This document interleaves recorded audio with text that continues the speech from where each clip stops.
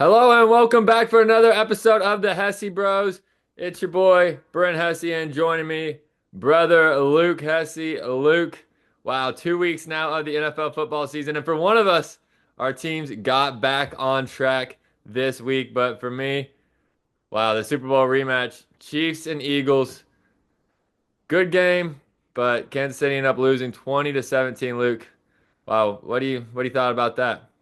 Oh, well, it was definitely a good game. My question for you, Brent, the Chiefs fan, if the push were banned this offseason, you think the Chiefs would have won that one? I'm not putting it on the tush push. Not going to put it on the tush push.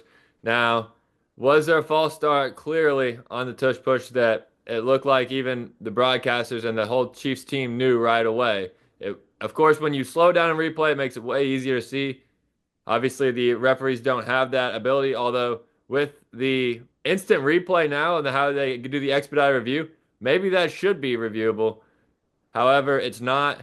But even if you can see it real time, I think that one is. But I don't think that's the reason why the Chiefs lost this game. The Chiefs lost this game because the offense is just a grind. It is such a grind to move the ball with this current offense. The run game is putrid. Mahomes leads the team in rushing by a mile. He's got more rushing yards than any quarterback in the NFL right now, which is not what the Chiefs want. He does that in the playoffs when he has to. He doesn't when he has to do this in weeks 1 and week 2 of the season and still not getting wins. It's problematic. The passing game obviously is hurting because of no Rashee Rice. Hollywood Brown has not been effective. Xavier Worthy missed this week. Hopefully he'll be back. He's practicing. Rashee's obviously out till week 7. And then the biggest one, burying the lead a little bit, but Travis Kelce making the biggest mistake of the game. He's got a chance to catch the ball second and goal from the 6 yard line, take the lead, go up early fourth quarter. Instead, it ricochets off his hands. Wasn't like it was broken up. He had the chance. The ball's right there. It's in a good spot. Mahomes saying maybe he could have thrown it closer to his body. I've seen Mahomes say that when he threw dimes to MVS down the field, and he's like, maybe I could have put it a little bit better too. No, that's just what Mahomes says because he will always put the blame on, but it's Kelsey, and he did not make the play. And that's just when there's two good teams and it comes down to that close of a margin, you got to make the play. The Chiefs did not make the play. So, to answer your question, no, the tush push was not the reason they lost. It was a couple of plays and the fact that the offense is still struggling. I mean, for me personally, I feel like if they couldn't have done the tush push, I mean, just a regular QB sneak could have worked, but it was just so effective for what the Eagles needed to do. And besides that, really, the Eagles' offense did not do much against the Chiefs. I feel like the Chiefs' defense did all they needed to do to win that game. And if the Chiefs would have had one of their better receivers back, if Worthy doesn't get hurt last week, I think the Chiefs have a very good chance of winning that game. And even without him, Mahomes missed Thornton, even though he ended up getting that touchdown later. If they Mm. would have gotten that wide open, 70-yard touchdown a little bit earlier, they still could have won that game as well. Yeah, because you So score earlier, then there's more time on the clock. You don't have to try to stop them on one first down. You might be able to punt it deep. Absolutely. exactly. Yep. So Chiefs were right there. I don't think it's an indictment on their season. I think they'll be just fine. They'll be able to figure it out, especially once they get those weapons back. Yeah, it's so tough because last week the big concern was the defense, especially the secondary. And you're right, the defense played really well. They did not allow Hurts to get anything down the field. He had basically the one jump ball to Devontae Smith on a third down and long on the drive right after Kelsey had the drop that was a 14-point swing. And even then, it was McDuffie's in good coverage. The ball's just underthrown. He tries to turn his head around at the wrong time and didn't want to get the pass interference. So, yeah, I mean, that was basically the only play down the field that the Eagles connected on, and it was just, I mean, kind of just lucky that the timing worked out and the ball was underthrown, and Devontae Smith's a good receiver, so give him credit. But the defense was really good. The offense struggled, whereas last week the offense struggled for the first half, and then they got good in the second half. Yeah, I mean, we'll see what it looks like against a team that's not a Super Bowl contender, I guess, next week. But obviously, the Chiefs have Super Bowl contending aspirations. So I don't want to just be like, well, they played two good teams, they're 0-2, because the Chiefs, for the last 7 years, have beaten good teams. And they're going to need to beat good teams if they want to accomplish the goals that they still have and the goals that I still have for that team. But they were close. They were within a couple of plays that could go either way. So yeah, definitely not gonna panic on Kansas City, but they're down to their last strike before maybe it's time to panic. Yeah, I think they'll be all right though, and we'll get into that game they got coming up this week later. But Yep. now So moving over to the Lions. yeah, Yep. let's talk some Lions, Luke. Your glorious return of Ben Johnson to the Motor City, and the Lions gave him a nice Detroit welcome, 52 to 21, absolutely just laying the wood. Luke, you have two divisional games. First one get blown out by the Packers. This one blowing out the Bears. How significant is this win for Detroit moving forward? Really, I don't think it's too significant. This is just a game we needed to win. It was nice that it was able to be, 50-point bomb and really show that our offense is still going to be here. And our defense looked pretty solid, getting two turnovers and a turnover on downs, all back to back, completely won us that game. They had no chance after that. So we played good complementary football. But I mean, at the end of the day, this Bears game was one of the easiest games on our schedule. We don't have very many easy games this year going up against basically all playoff games for the entire season, playoff teams from last year. So this is one where you just got to get it and move on to the next week because there's going to be a lot of battles for Detroit. But this was a good one to show that we still have some of the magic that we had last year in that offensive firepower. Right, that's what that catches my eye in this game is just the stats. Jared Goff throwing for 5 touchdowns. He only had 4 incompletions. Amon-Ra, 3 touchdowns. The yards per play, all of it. Both JMO and Amon-Ra over 100 yards. It's like it was back to last year whenever the Lions were running up the score on the sorry teams. And they do it again. Does that kind of feel like, okay, we still have that offensive magic from last year? Yeah, absolutely. I mean, we still have it. And Morton was calling a good game. Everyone after week one is like, oh, this guy sucks. He can't call a game. Just some miscommunication, especially in a tough environment like Lambeau week one. Stuff like that's going to happen. So, yeah, it's just good to get us back on track. But any real Lions fan kind of knew this was going to happen. Maybe not in this scenario, but the Lions are going to be able to get back to who they were. Just have too many of the same players. Still a lot of continuity, even with just losing two coordinators. Lions, big time win. They get to 1-1. Bears 0-2. Another team that's 0-2, along with the Bears and the Chiefs, was at the end of that Monday night game that had to have been the game of the week, Luke. The Texans and the Bucs, both teams starting out scoring, going up and down the field. Then the offensive lines collapse for both teams. The defense take over until late when Bake Show puts it in the oven and into the end zone. Mm-hmm. Wow, what a drive from Baker Mayfield, scoring with 6 seconds to go to win the game. And Luke, Baker is legit. They were starting showing his stats, how they rival any quarterback over the last few years since he's been in Tampa. Does he deserve more respect? Put some respect on that man's name. I love what he's doing out there. That one play where he needs to scramble, gets out of the pocket, looks like he gets hurt whenever after he already gets the first down, gets up immediately. As soon as hears CJ Gardner Johnson talking shit, Perfect. gets up immediately, gets in his face. Like this dude plays like an offensive lineman. That's what you gotta love about him. He loves playing football. And the tough thing is sometimes I feel like the refs officiate it. It looks like he gets roughing the passer, and they don't even care because they think he's one of the offensive linemen. It's actually crazy, but he's an absolute dog, and he's just fun to watch his story and everything too. I don't know if the Bucs will be next level contenders because it does seem like they're a little bit older. That offensive line isn't great, and their defense. I need to see more because what they let CJ Stroud do at the start of that game. I mean, this Texans offense really is pretty inept. I don't think they're very good at all because CJ Stroud can't really find his receivers. He's inaccurate. Offensive line's terrible, and they have no run game. So I'm going to need to see some good defense out of the Bucs to really put them in that contender tier. But for right now, you got to like what you're seeing from Baker. Yeah, and I think when you have a good quarterback, you become a contender. It elevates the team, even if it does have holes, which it does.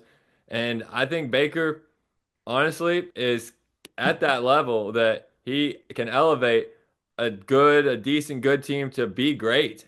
I think that he is one of those guys now. That fourth down play he had where it looked like he was dead to right, escapes that one. I mean, some of the throws he was making late in that game, just, I mean, just very impressive to me. I think Baker, easily a top 10 guy. I mean, the top five is almost solidified, but he is easily a top 10 guy, and he's maybe knocking on the door. Maybe he should even be higher than in that 6-7 conversation. Yep. And I mean, he's a good player. You got to give it to him. Absolutely love seeing that on a Monday night. And what were some of your other reactions from week one, B. Hess? Wow, look, my first reaction from the Sunday slate of football was, how about those Indianapolis Colts? I don't think that they're a flash in the pan. Now, some people I've seen, wow, their offense, they look like the Saints after 2 weeks last week where they were just putting up points. I don't think they're a flash in the pan. Their offense is actually look good, actually legit. This is a team that has been close to making the playoffs in recent years with whoever they've thrown at quarterback, whether it was Anthony Richardson or whether it was Carson Wentz or Philip Rivers, they've been right there. And now maybe Daniel Jones is a slight upgrade to those guys. Jones, I don't think is anything special, but he did get the Giants to win a playoff game, and he's playing in a much better organization now. The Colts, as maybe as much struggles as they've had, they're definitely better than the Giants in terms of an operation. So, yeah, I mean, I don't want to say the Colts are like legit as a team, but offensively, I think they actually are. They Daniel Jones is second in passing yards. They've not punted the ball yet this season. The first week, okay, they're playing the Dolphins. I thought the Dolphins were one of the worst teams in football.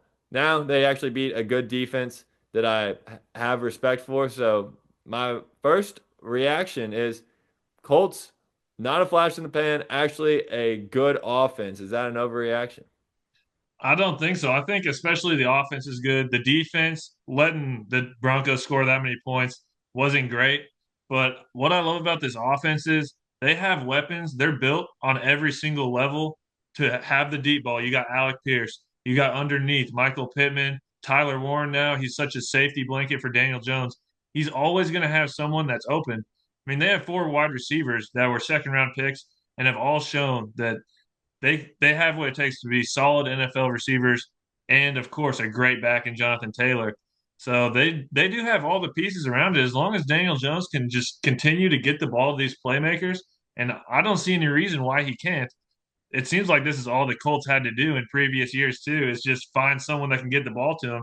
That's why their offense was bad. Richardson just couldn't do it, and Daniel Jones has what it takes to And I just think sit back in the pocket and throw it. and I think Tyler Warren is opening up the offense a lot. When you have a good tight end like that, he's becoming their number one target right away, and for good reason. Yep, I agree. Absolutely. So yeah, What's one of your reactions from week two?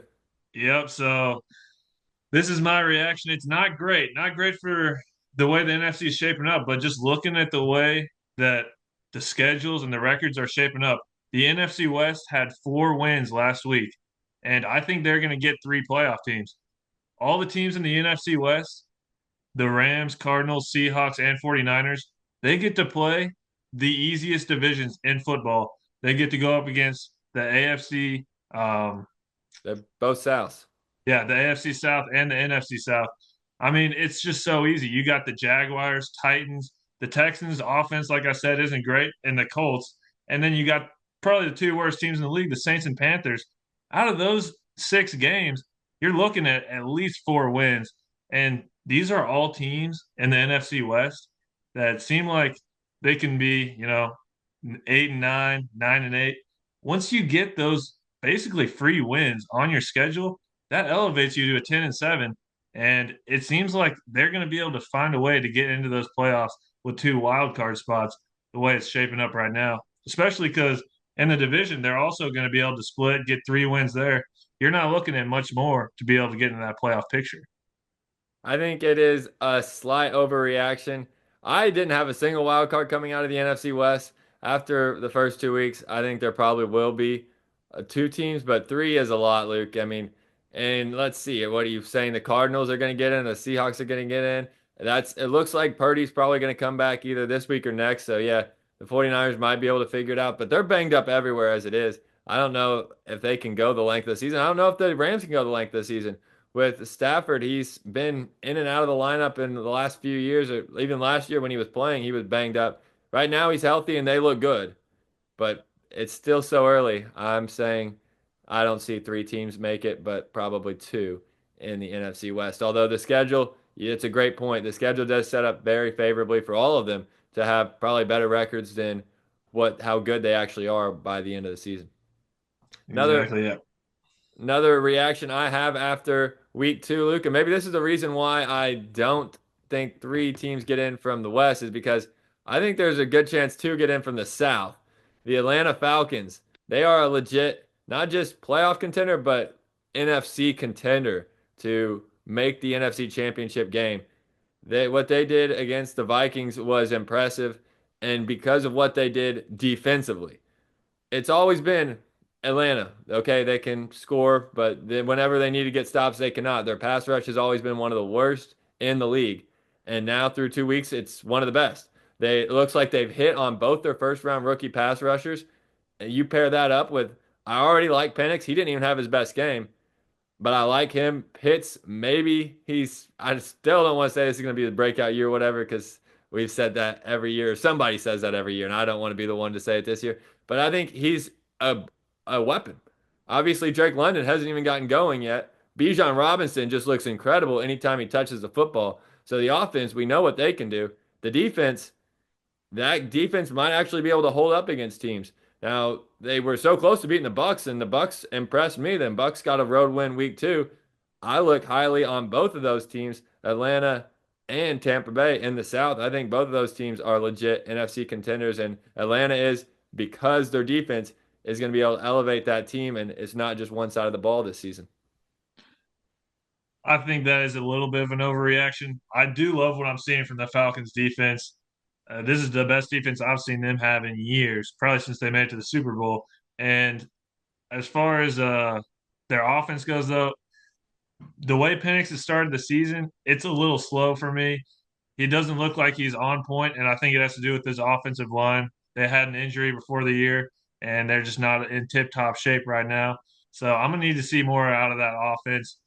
And yeah, mainly like Bijan's a great back, but with that offensive line, he hasn't really done a whole But lot we know the as far as Vikings rushing the always ball. have a great defense too, so it's not like they were playing against a bad defense whenever their offense was sputtering a little bit.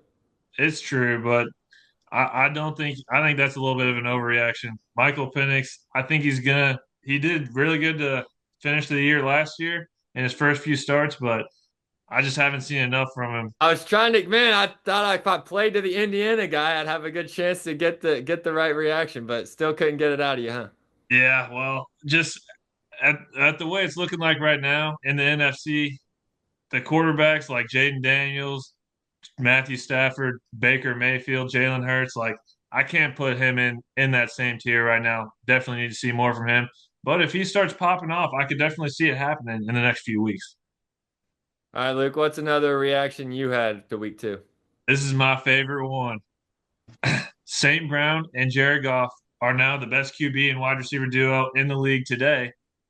I mean, it was close between him and Joe Burrow and Jamar Chase going into the year, but now with that out of the picture, unfortunately, Joe Burrow is going to be out for maybe the entire season.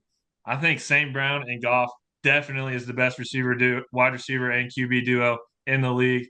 I don't even know who else you could say would be up there. The I've way got that, I've what do you got think? two. So go ahead. I'll let you finish. I've got two. I think the way, if you watched those three touchdowns St. Brown had against the Chicago Bears, the timing, there's three things that really goes into what makes this duo so great. St. Brown's not the quickest, but his route running and his hands are the best in the league. He does not drop the ball, and his route running is elite where he can get that separation. And Jared Goff, he puts it on a pinpoint every time. That's what makes him such a great quarterback. Throwing five touchdowns, I mean, it's exactly where it needs to be. It's almost unguardable. All those touchdowns were inside the 5 yard line, and I don't see how you stop it with these two absolutely just going to work like it's playground ball, one on one. It's too easy. It is a great combination. I'm gonna say this is the podium, and it was okay. Let's be real. It was Chamar and Joe before before week two began, but now it is wide open. I agree. This is the podium, Luke, and then we'll see where they line up. Yep. Somewhere in the top three, Jared Goff and Amon-Ra. You got to go Dak CD, and you got to go Stafford Puka. Yeah, I was thinking Stafford and Puka is number two. Dak and CD, I'm going to go number three. But I just feel like the connection that St. Brown and Goff have over all these years. Obviously, CD and Dak have been together forever too, but I think St. Brown's got to be number one. Well, I'm gonna say not an overreaction. I agree. That is the number one wide receiver quarterback duo in the league. Yeah, those guys, they're just on a different wavelength. The other two that I mentioned are amazing and they're right up there. But if you have to make me take one right now, that is the top pick. So yeah, the Lions, they're a fun team to watch. Whenever you're catching 3 touchdowns and your quarterback's throwing five, it's hard to argue. And these guys they're fun. So we're gonna talk about their game this week too, but we've got just one final comment on week two, Luke. And first, I'm gonna say what I thought was the most surprising thing from week two, because wow, I thought I had this one nailed. It was my upset pick of the week, the Jacksonville Jaguars going into Cincinnati to not only cover but to win outright against the Bengals. They scored right away. They were winning. Joe Burrow gets knocked out of the game. Okay, now it's surely over. Jake Browning throws an interception. Okay, Jags got it. He throws another interception. He throws a third interception. I mean, the Jags have this game in the bag, and somehow they are so inept that when they have the lead with the starting quarterback in the game, then the backup comes in and throws 3 picks. They still find a way to lose with 18 seconds to go. Just absolute terrible decision making, some brutal breaks. The Travis Hunter pass interference was brutal on a 4th down that could have ended the game. But when the Jaguars had the ball, they decided to go for it inside the 10-yard line on a 4th and 5 with the lead. Just some absolutely questionable, odd decisions by Jacksonville in that game. And they're just inept. I mean, it was just so surprising to me to watch how inept they were. A team that looked like was giving them the game, they could not even accept it. Not surprising to me. I always knew the Jaguars are trash. Trevor Lawrence is just not a Yeah, good Lawrence was quarterback. horrible. Brian Thomas Jr. was horrible. Travis Hunter was horrible. All three of those guys were just out there trying their hardest to lose, and they were successful. You just stop believing in them, Brent. Just give up on the kids. No. Well, they're really pushing me to do that after their performance. There you go. And my most surprising thing I saw was the Giants passing game actually looked really good against the Cowboys. I was not expecting that. Shout out Russ. Maybe you shouldn't retire. Maybe you give it to like week 4, week Yeah, 5. you might have been wrong on that one, Luke. Yeah, that's all right. And then the Eagles passing just being completely inept. And what really makes me think that might not just be something that is just for at the start of the year and it'll get better, is because they played that same Cowboys defense that the Giants absolutely torched. Russ torched them. And in week 1, the Eagles passing attack really didn't do much at all against that same Cowboys defense. That's not looking great for the Eagles. And I think it's not something that's going to be able to be fixed very soon. No, I think you're dead on with that now. And that's why the Eagles offense looking that rough against the Chiefs was surprising too, because Herbert was thrown all over the park against those guys in Brazil. I mean, he was down there throwing 300 yards, 3 touchdowns, and then the Chiefs defense looks like world beaters. Now, maybe some of that is being back at home, having a game, who knows? But yeah, when you see Russ light up the Cowboys for over 400 yards, Russ has more passing yards than anybody in the league after that game. It's insane. Then yeah, I mean, what is the Eagles doing? I don't know. Their offense definitely might have some cracks in it that could get exposed later on, because that Cowboys pass defense is atrocious. Yeah, I mean, Wandale Robinson getting over 150 yards. Meanwhile, you get AJ Brown with one catch for what, 8 yards is just it's unbelievable. And I get the Eagles can win games like that, but still, you got to think. I mean, if CD Lamb catches the ball, they could easily have lost that game. they just don't have a passing attack. It's so strange to see with a team that was so dominant last year. But anyways, moving on to the week 3 games now, and that's the first game we got on the docket, Brent, and Yes, that it was a is. good lead into it. Do you think the Eagles can show some passing attack at home versus the Rams? Right now, they're -3.5. You know what? I honestly don't think they're going to lean into the pass game much because the Rams defense is built on pass defense. They can rush the passer well. They've got good back end cover guys. They limited Stroud week 1. They made it tough for Cam Ward last week. He only threw one touchdown pass, and it was a Herculean effort across the field to my rookie sensation, Alec Iomenor. So no, I don't think the Eagles defense, this is not the team to like get a jump start. Sometimes like, okay, let's find a good opponent we can jump start this issue. The Rams is not that team.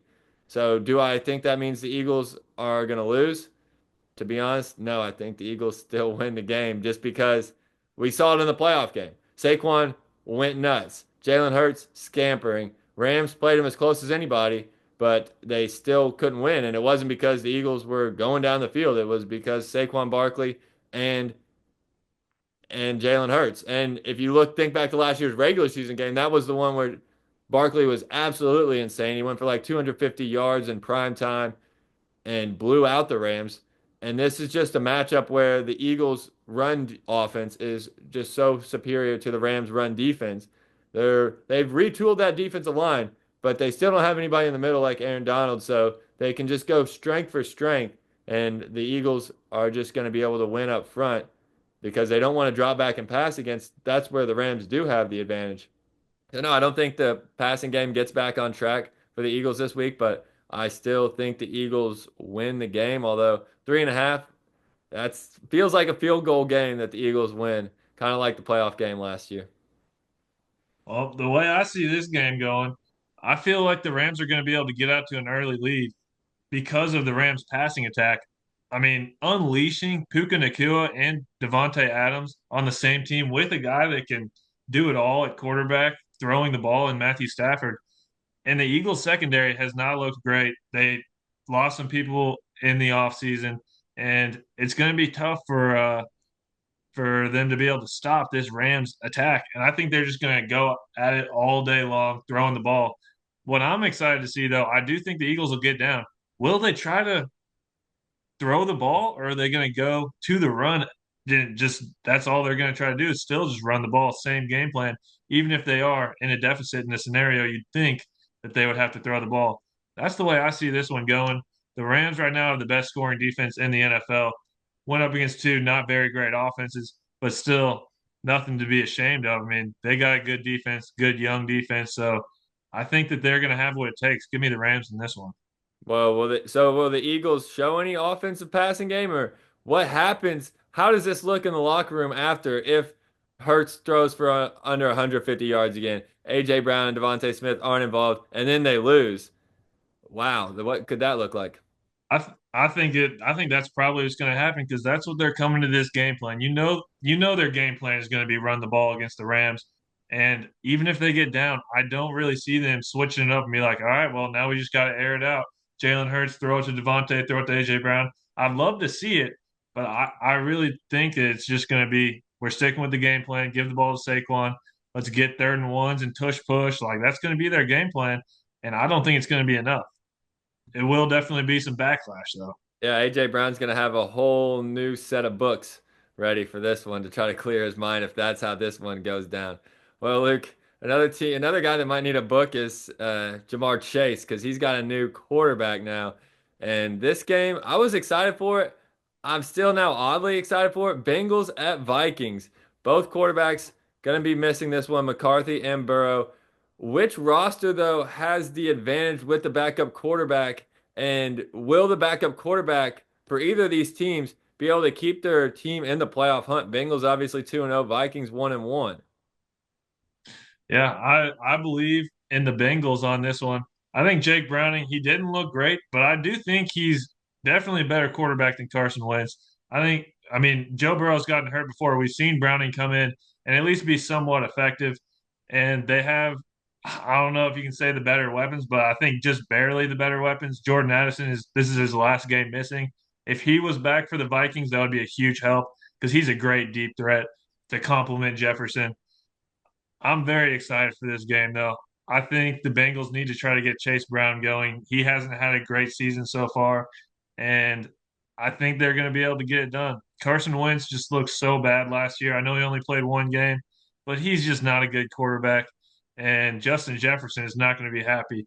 You hate seeing all these star receivers and their quarterbacks are just completely trash.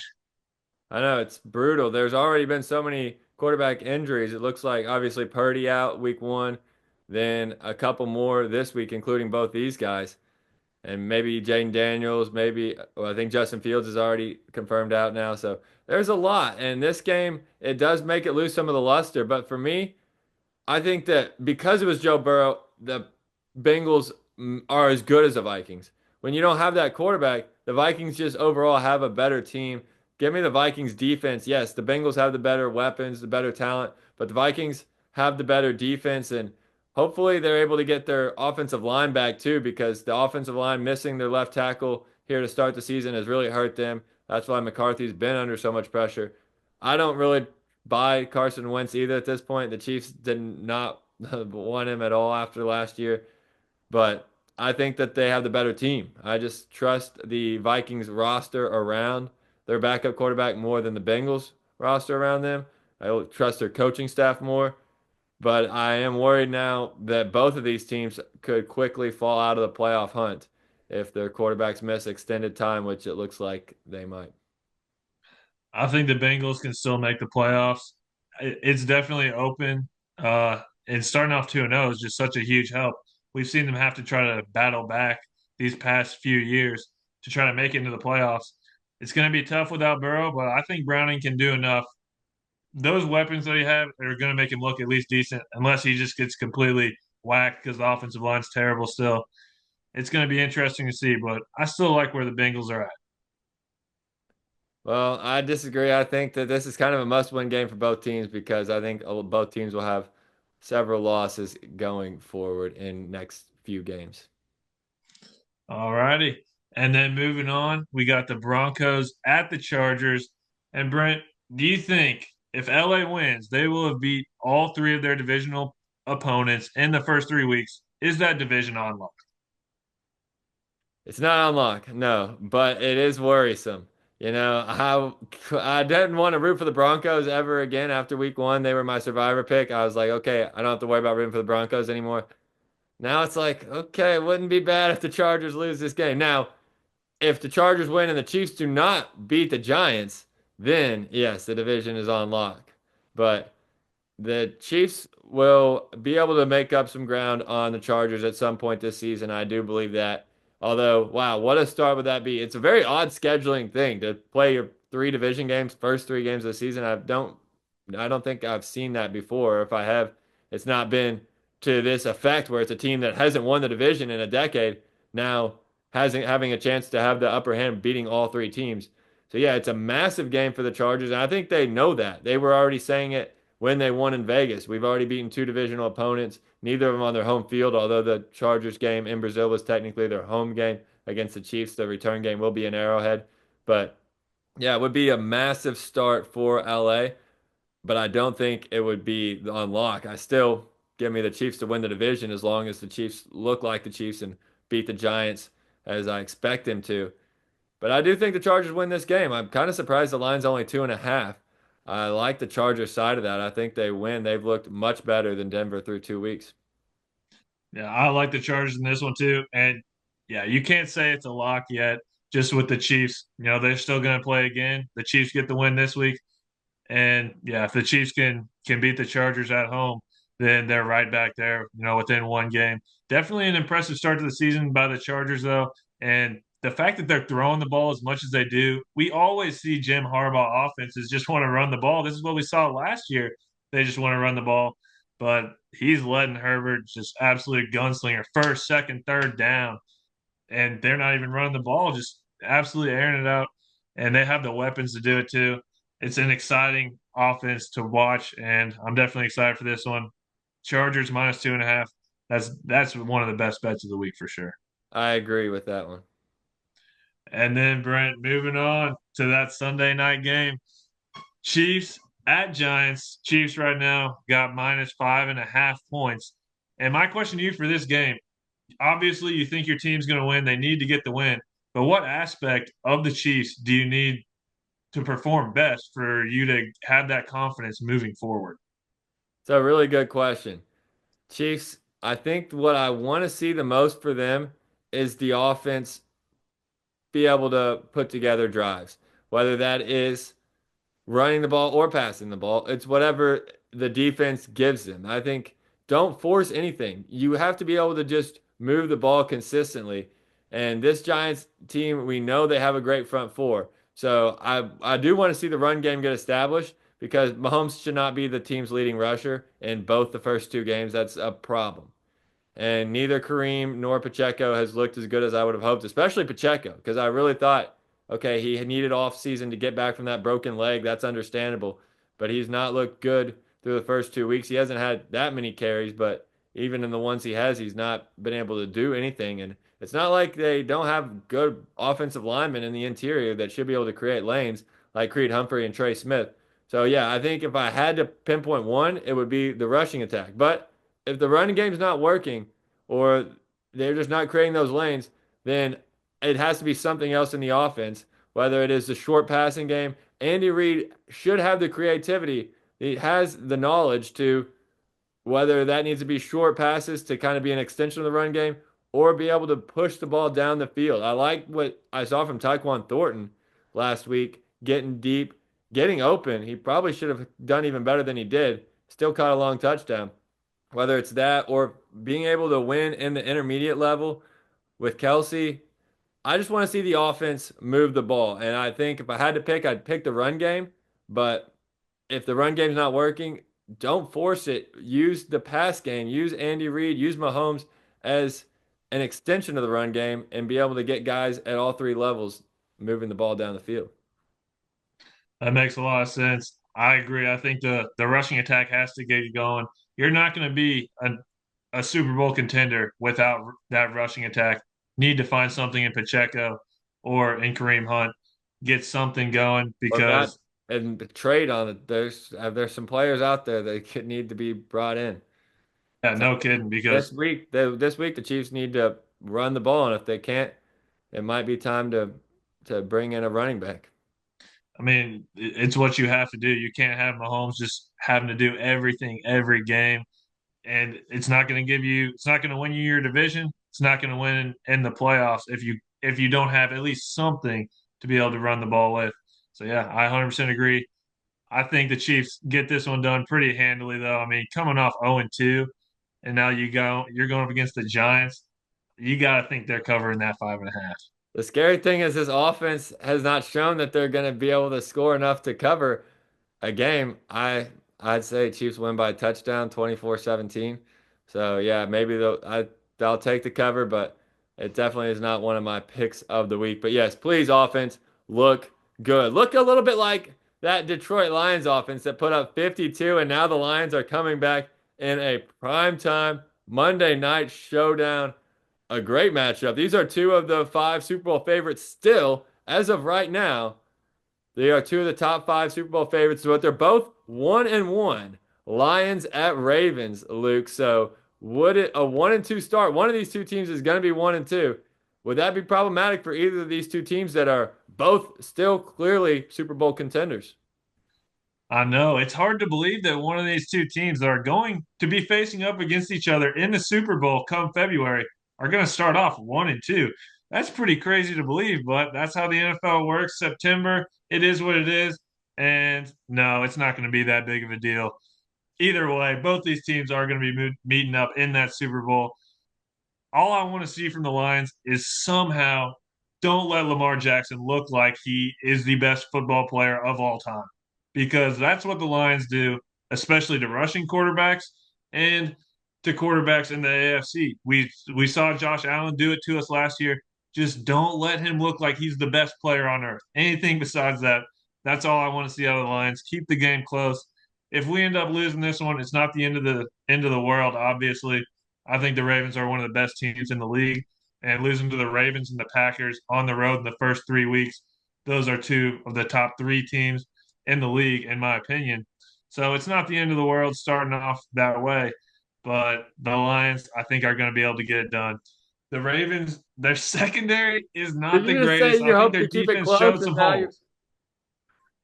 you just said you It's hope true. I think their defense showed some holes. And even though that's what I want to see, I think the Lions can still get it done. Our offense looks so good, and I want it to be close. That's all I need. The Lions will 100% still be in that Super Bowl contender conversation as long as we keep it close. But let's get over the hump. Let's get a win against one of these best AFC teams and really shut all the haters up. I love what Jameson Williams is going to be able to do in this game, and Amon-Ra St. Brown. We're going to be airing it out, and we're going to get it done. Let's go.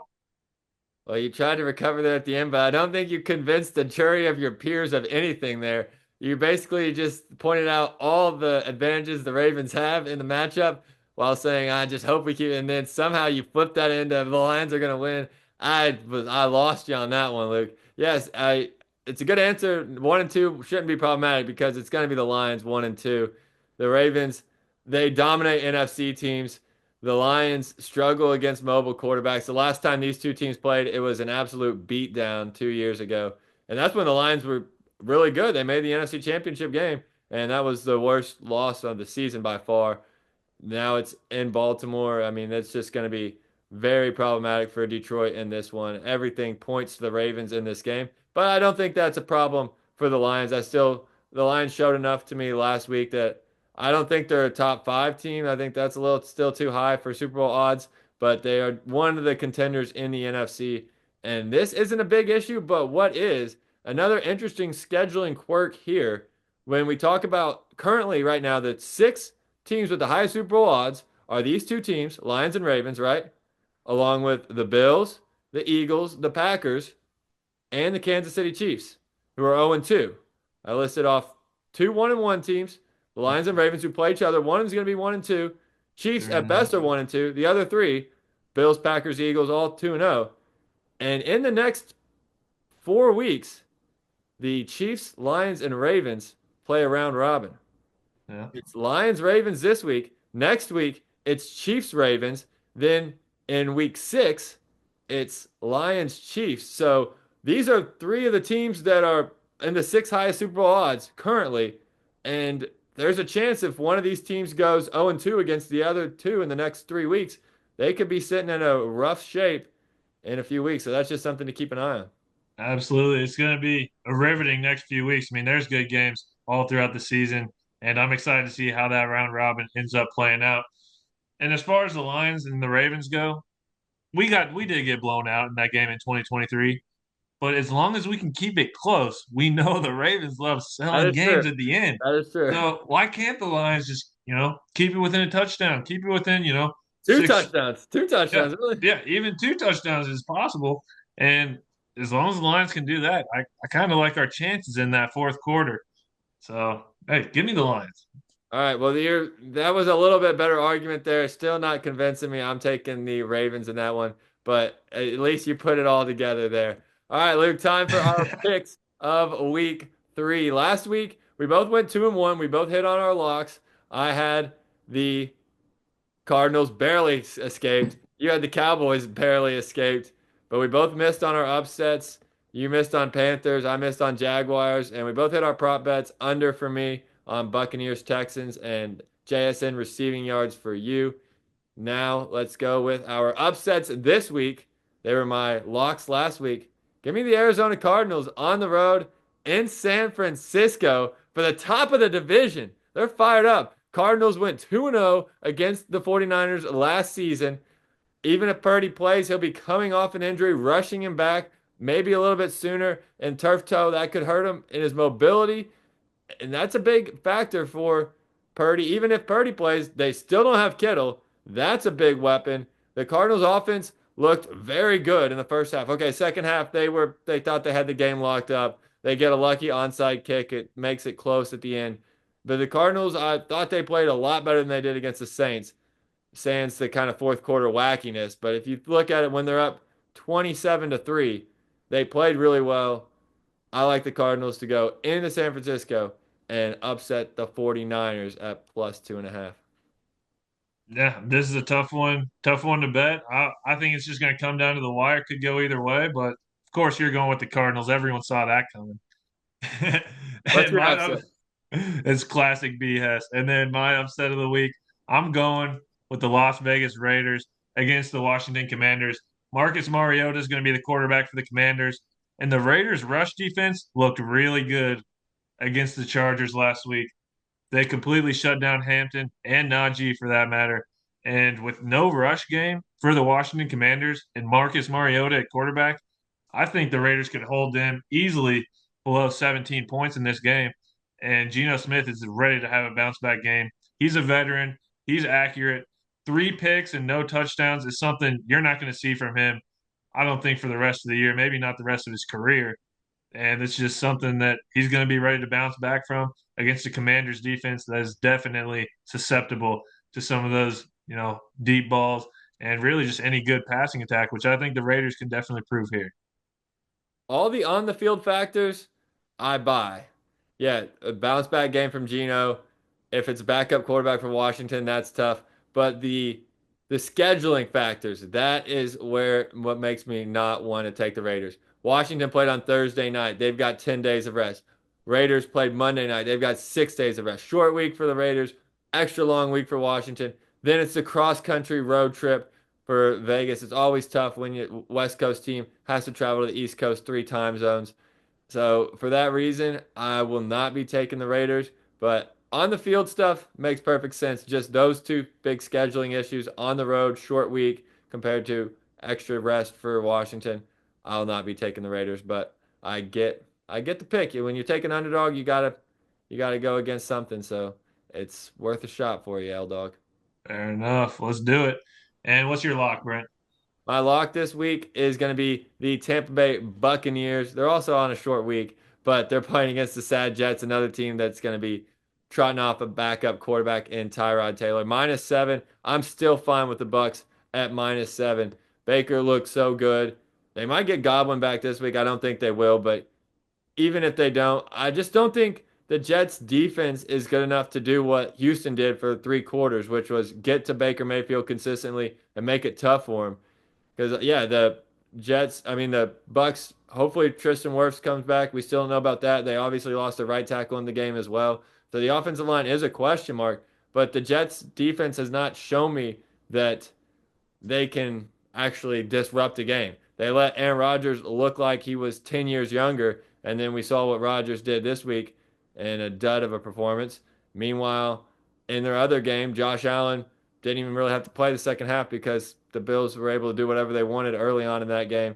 I just don't think the Jets provide much resistance. Baker Mayfield's able to ball out. Bucks lock to win and to cover the 7.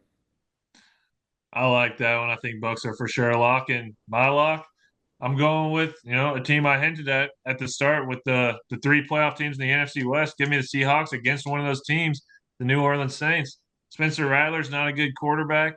I don't like what I'm seeing from the Saints offense. It's pretty embarrassing. And the Seahawks look like they're a good team. Sam Darnold, he's not the best, but he can get it done. They got a great wide receiver in JSN. Kenneth Walker has emerged, and their defense is going to completely disrupt everything the Saints are going to try to get going in that game. Seahawks easy lock of the week -7.5. Going to be a blowout. Yeah, and look at the Saints. They played 3 NFC West teams to start. They've already given wins to the Cardinals and the Niners. Now the Seahawks are next in line there. Well, Luke, what's your favorite prop bet of the week? We both went 2-0 last week on these. Absolutely. So my favorite prop bet of the week is going to be Drake May going over that 20 over 22 222 and a half passing yards. Two, I two. think he's got everything it takes. And that Steelers defense that he's going to be going up against this week, they're letting everyone throw the ball on him. We saw last week against the Seahawks, just got absolutely torched. And Justin Fields looked so great in week 1. And last week he was terrible against the Steelers compared to against the Bills. So I think Drake May, he's got the weapons around him. Not a lot of people know some of these guys, but I think he's got exactly what it takes to be able to put up an easy game. 222 yards is not that much. Definitely give me the over in that one. Booty, Diggs, Douglas. Yeah, I'll take Drake May over. I like that one, Luke. You've been pretty dialed in on these picks, and mine is Drake London. We're both going Drakes this week, and I'll take Drake London over receiving yards against the Panthers on the road. 64.5 feels light to me. London has not had that many receiving yards yet this season, and so the line creeping down, but he's he's destined to pop. He's getting the targets. He got 15 targets week one. Last week he didn't get as many, but that's because they were just running that first drive with Bijan right up the field. They were able to run the ball. They had a lead the whole entire time. This week against the Panthers defense has been problematic. They've already given up a lot of points in both weeks against both Arizona and Jacksonville, who I'm not sure we believe in either of those teams. So Atlanta certainly can do the same. This will be the week where London gets on track, 65 yards for sure, if not a lot more. I like it. Get him going. It's time. Well, Luke, Alrighty. that's our picks of week three. And so there's only one last thing to do after we've been talking this long. It's to kick our feet back and crack open a 12 pack. Luke, you have the honors of being able to indulge in the 12 pack this week. You got to rank your 12 favorite top 12 NFL teams going into week three, power ranking style. Absolutely. At number 12, I don't know if this team will be on the 12 pack the rest of the year, but you got to give them their props right now. Indianapolis Colts, the way they started the year, it's unbelievable, really. Number 11, I'm going Atlanta Falcons. You shouted them out earlier, Brent. Not quite in that NFC championship contender tier, but good enough for the 12 pack. At number 10, I'm going with the Washington Commanders. Right now, their offense, looks solid. Defense definitely has some holes in it. Not as good as they were last year. I think they need to still build up. And there's some good teams ahead of them, like number 9, the Tampa Bay Buccaneers. We already talked about them. Great win this past week. Got to get them up there. Would love to put them higher, but I got number 8, LA Rams. I think Matthew Stafford, that passing attack is something that's going to be special this year. It's going to be a tough win against for any team trying to go up against them. I like the Rams at 8. Number 7, Brent. I got your Chiefs still at number 7. Some people might think it's a little high, but I think that they went up against two really good teams, the Chargers and the Eagles, and really they were a couple plays away from winning those games. I think that you have to put some respect on their name just for their coach, their quarterback, and I think their defense is still solid enough to put them up that high. Well, Luke, I want to say I applaud you because I was starting to get a little nervous. I'm like, uh-oh. I liked your list, but I'm like, the Chiefs got to be coming here. I'm like, he better not leave them off. And I was like, if it gets any further, I don't think they're going to be on the list. You had me sweating. So 7, that's higher than I thought you'd have them, but I'm glad you had them on the list. Well done, Luke. Now let's get to the top 6 as we hit the halfway point of the 12 pack. Yep. Well, I mean, the main thing about the Chiefs is we kind of saw them playing this way a lot of last year. Just they were winning those close games. Now they played two good teams and they barely lost. I mean, you still got to think they can make some improvements throughout the year and be ready for a playoff push. Can't put them too low.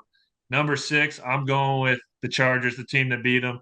That passing attack is looking great, and the defense looking spry too. Top 5. This is your Super Bowl favorites right here, and I'm coming with the Detroit Lions at number 5.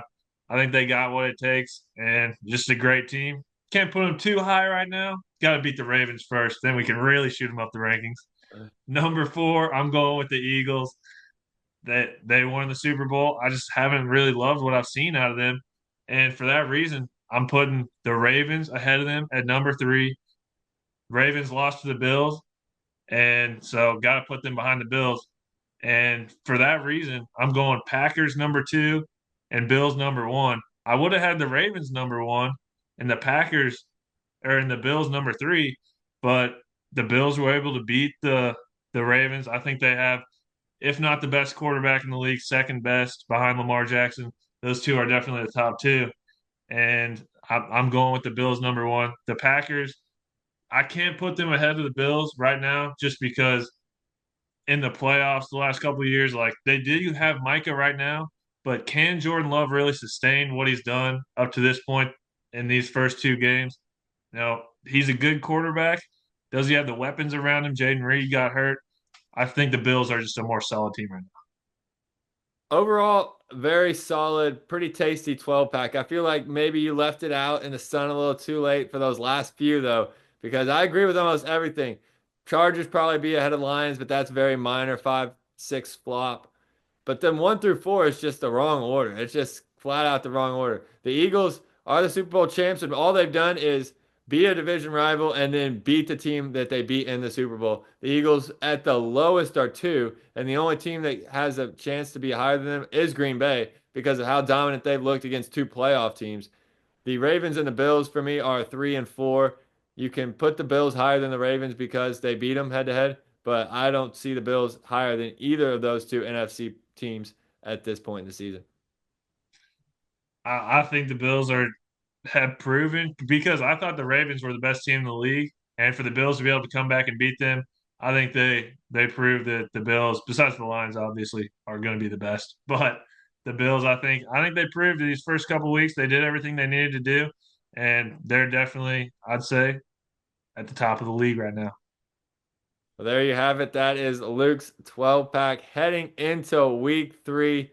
Luke, I'm excited for another great slate of football here. We are definitely into the season now. Yep, that was a real tasty 12 pack, and yep, I can't wait for some more football. Who's not ready for some more football? We all love it. Great slate again this week with both the Chiefs and the Lions in primetime Sunday and Monday night. Another loaded field. Thank you so much for tuning in to the Hesse Bros. If you want to play our picks, do it. Please like and subscribe on any platform you are watching or listening on. And we'll see you for week 4 of the NFL season.